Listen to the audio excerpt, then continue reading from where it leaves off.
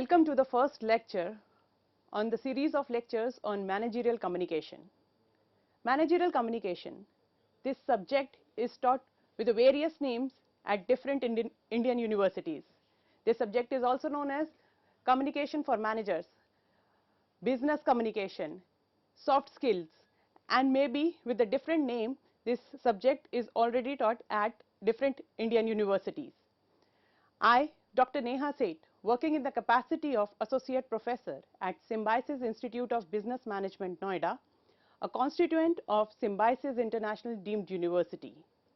Today, I am going to discuss with you the meaning and concept of managerial communication. With this, I am going to introduce the subject to you all.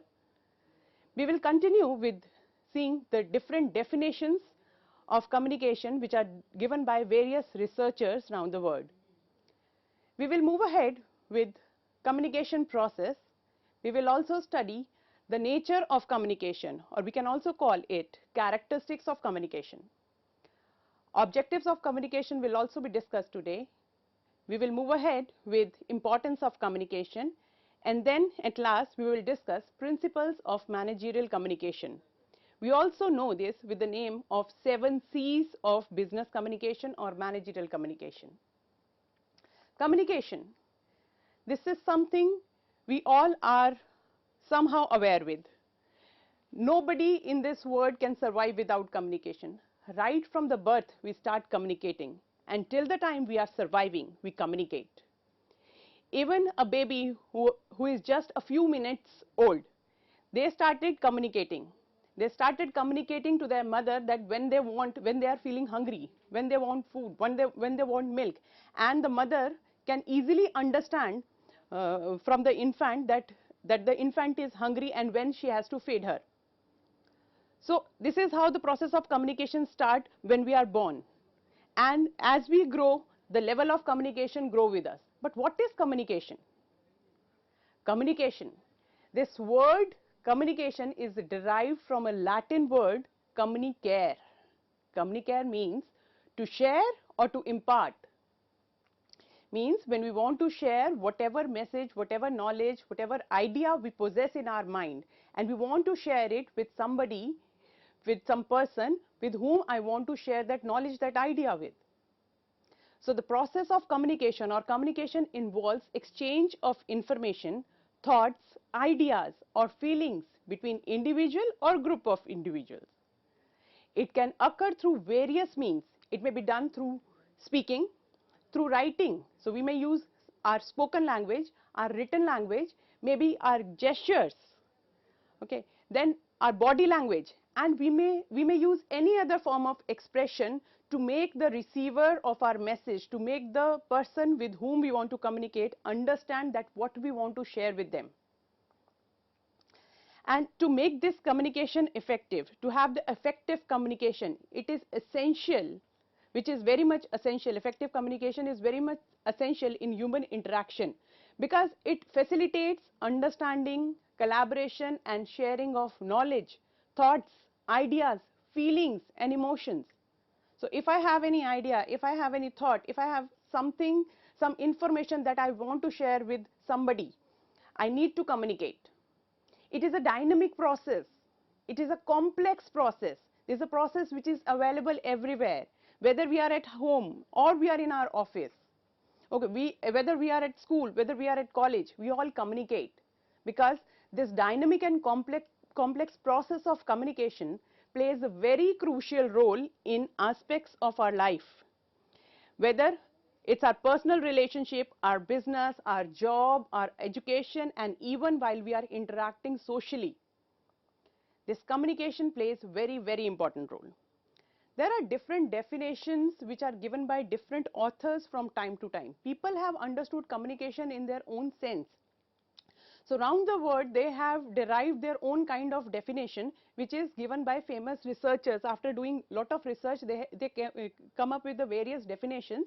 Like one of the definition, which was given by the American Management Association, wherein they have mentioned that communication is any behavior that results in exchange of meaning.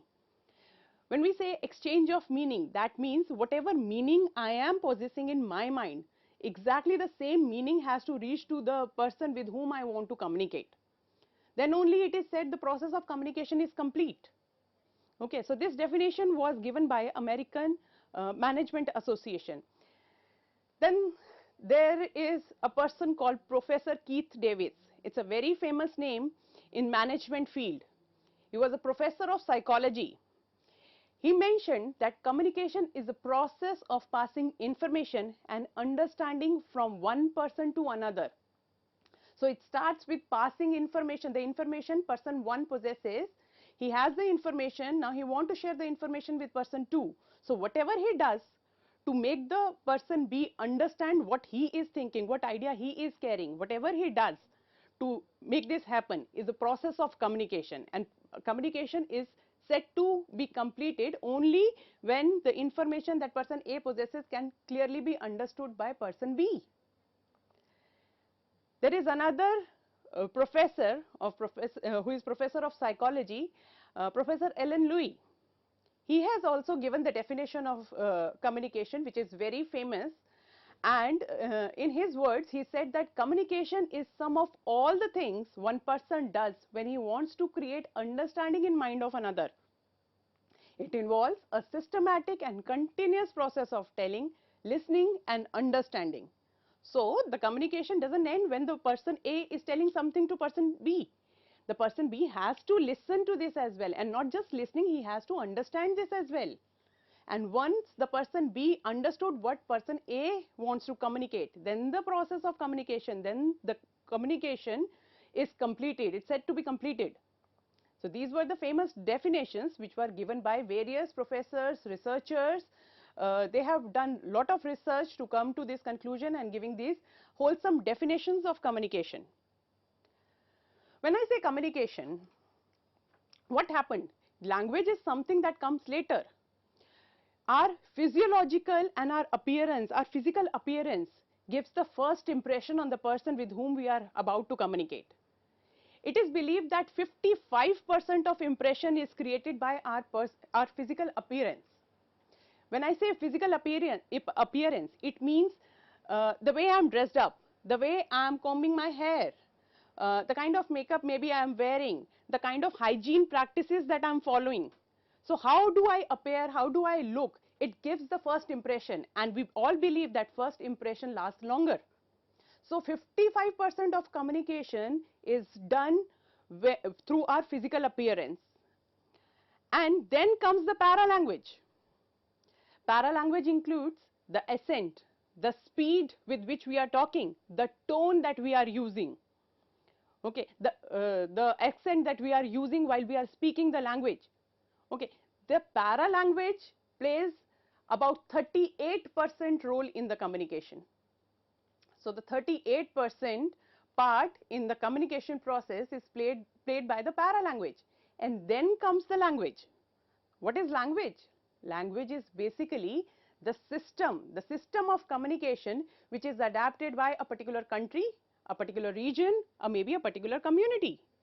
They use that common language, the common system to communicate with each other, to share their ideas, their knowledge, the information they have, maybe their feelings. Okay. So they use this basic language to communicate with each other, and the language plays approximately 7% role. So the language, when we start speaking or when we start writing, it comes the last. But the physical appearance plays the major role. Paralanguage is the second important thing in the communication, and then comes the language. We may proceed here with the process of communication. Okay. So first of all, there are two parties which are involved in the process of communication. One is sender and another is receiver. So sender is the person who possesses the idea, who has something in their mind, his or her mind, and now he wants to communicate. Now he wants to share it with somebody else. So a sender is important, and then he must have some message, he must have some substance, he must have some idea, some knowledge that he wants to communicate. Okay. And how he is going to send the message? He needs to encode the message. He needs to draft the message in such a way that it should be transmitted to the receiver of the message. Okay. Now the sender who has the message will encode the message. After encoding the message, he will select the medium. how he is going to share it. Okay. So these two things are different yet important, like a message and medium. These are two different things. A message is something, is the content that we want to share, is the substance that we want to share, but the medium is the route that we choose, is a medium that we choose through which the message can be communicated. Okay, so medium can be like, suppose I have a message that need to be given to somebody, like I want a glass of water. So this is the message, and I choose, probably I can send this message by saying it verbally, or I can text through WhatsApp to somebody else, and I may write an email for the same message. Okay, I may choose different medium to send this message to the receiver. Okay, and once this message is sent to the receiver received the message. I have chosen my message, I have chosen my medium. Now I have sent the message. After encoding the message, I have sent the message. Now the receiver receives the message and he has to decode the message. He will decode the message so as to have the clear understanding of the message. Okay, he will understand the message, and this process of or this phase of communication process where the sender sends the message to the receiver and receiver is receiving it, this phase is known as transmission phase, and this is the first phase of communication process when the message is sent from the sender and received by the receiver. But communication process is not complete yet. Now the receiver also needs to give the feedback. They also need to tell it to the sender that they understood the message in the same manner in which the sender is sending the message. Now what he will do, he will also draft the message. Now this message is also known as feedback. Now since he has to send the message, he will encode the message now. He will encode the message in such a way that the sender will understand this message. He will also choose the medium. Okay, and once he will choose the medium, he will send the message to the sender. Now sender will decode the message to have the clear understanding that the message which was sent by him is clearly understood by the receiver. And this phase, the second phase that starts from receiver and reaches the sender, when the message starts from receiver and reaches the sender, it is known as feedback phase. Okay, this makes the communication process complete.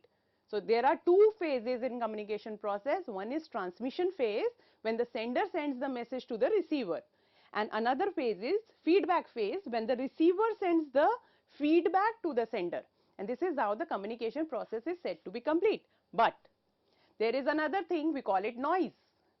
This communication process is not that smooth. There are certain barriers in communication.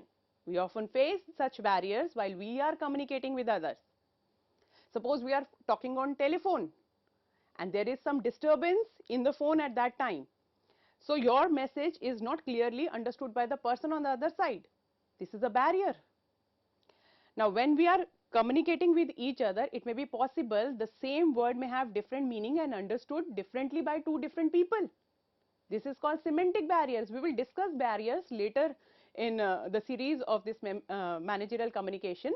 But for now, barriers are something that disturbs the communication process, and we need to overcome these barriers to make the communication process smooth.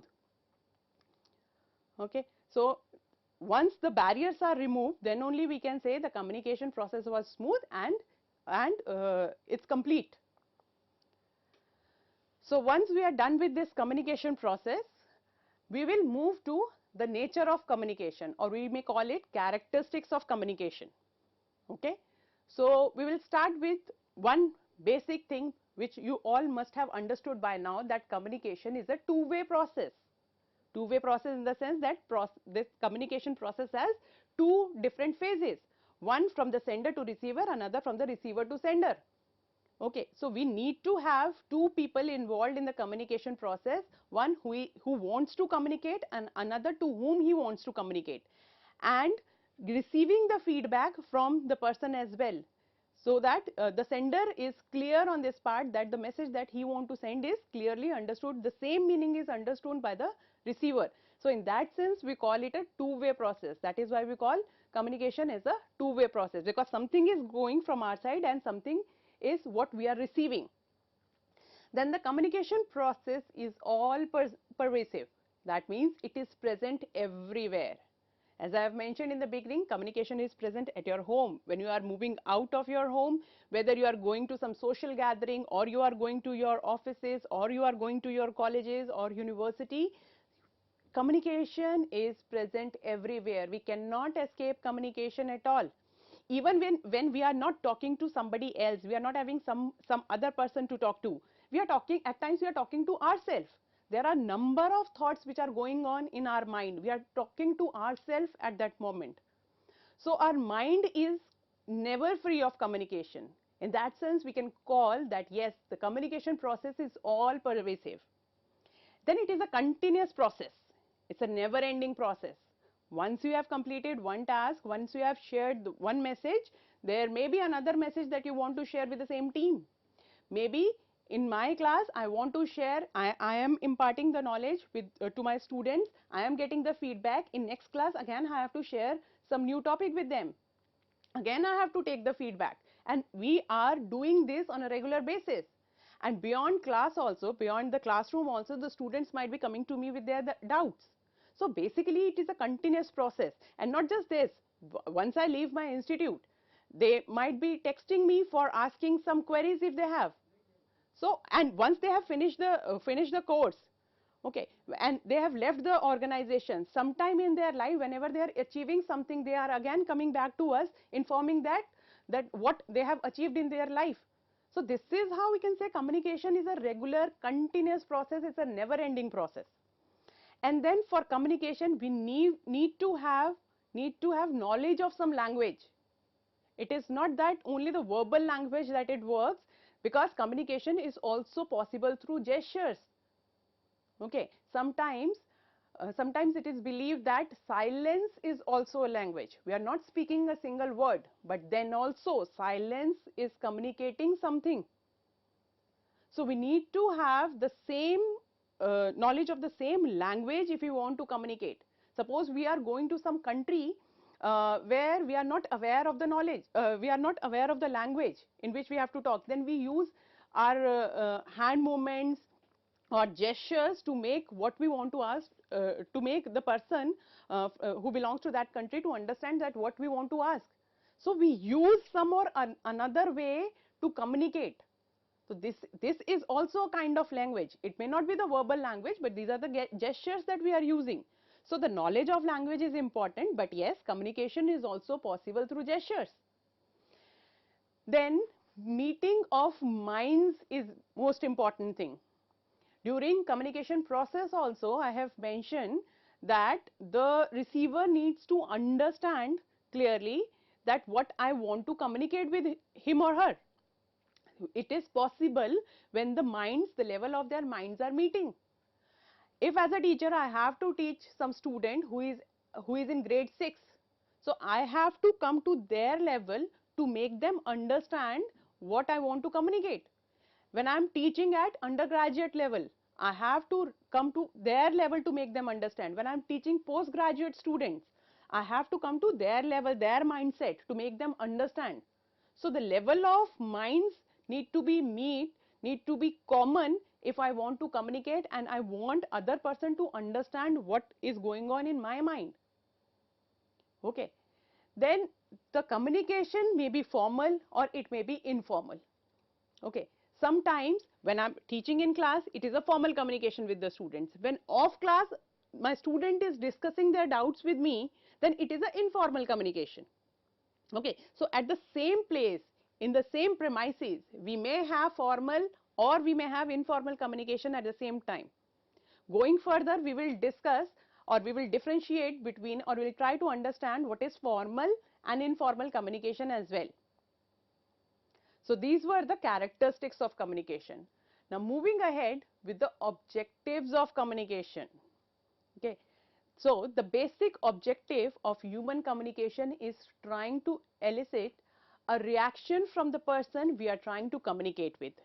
So our purpose is to make them understand that what I am expecting from them. I expect feedback from them. I expect a thumbs up from them that they understood what I want to share with them. So the communication defines the level of success that a company has attained. Okay.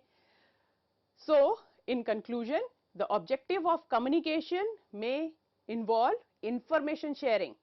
So when we have some kind of information, when the top level management wants to share something with the junior level management or the middle level management, suppose they want to share some kind of policies or some kind of decisions that might be taken in top level management, they share this information with the junior level management. Sometimes the junior level management want to share some kind of reports, some kind of suggestions with top level management. This is how they share the information with them. At times we use communication for the purpose of motivation. We need to keep our team motivated, and for that very purpose also we use communication. Sometimes we need to give orders and instructions to the junior level management. At that time also we use communication. And for the purpose of education and training, we use communication. It is not just that for the purpose of physical education and training we use communication. What we are doing right now is a virtual education and training process that is going on. This is also a form of communication. So this is all for the first session right now. We will see you in the next session very soon. Thank you so much for the day.